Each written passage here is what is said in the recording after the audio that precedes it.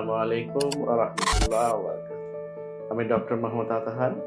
রমজান নিয়ে ২-১ কথা। রমজানের উপকার, রমজান আমাদের ১ম এই আল্লাহর সঙ্গে আমাদের একটা আত্মিক সম্পর্ক, শক্ত একটা সম্পর্ক শুরু বা ভিত করে দেয়, যেটার চর্চা আমাদের সারা বছরই করা উচিত। আমরা যতটুকু করব ততটুকুই ফলাফল পাবো। দ্বিতীয়ত, আমাদের মনোযোগ বাড়ায়, আমাদের একাগ্রতা বাড়ায়, আমাদের স্মরণশক্তি বাড়ায়, আমাদের দুশ্চিন্তা দূর করে।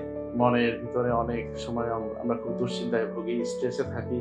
তো রমজানের ঠিক এই রোজার প্র্যাকটিস কিংবা অন্য সময়ে, অন্য মাসে আল্লাহর উদ্দেশ্যে যদি আমরা এই রোজা রাখি, তাহলে সেই দুশ্চিন্তা দূর হয়।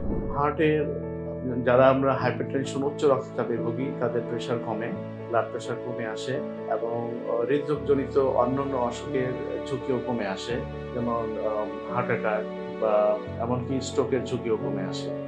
আমরা যারা ডায়াবেটিসে ভুগি, ভালো পরিমাণে কন্ট্রোলে আসে এবং রোগ প্রতিরোধ ক্ষমতা বৃদ্ধি পায়। বৃদ্ধকালীন কিছু অসুখ, ক্রনিক ডিজিজ, সেগুলোও কম হয়, যেমন পার্কিনসন্স ডিজিজ, কিছু ক্যান্সার, আলজাইমার্স ডিজিজ, ভুলে যাওয়ার অসুখ। এই অসুখগুলো থেকেও আমরা অনেকটাই মুক্তি পেতে পারি। আসসালামু আলাইকুম ওয়া রাহমাতুল্লাহি ওয়া বারাকাতুহু।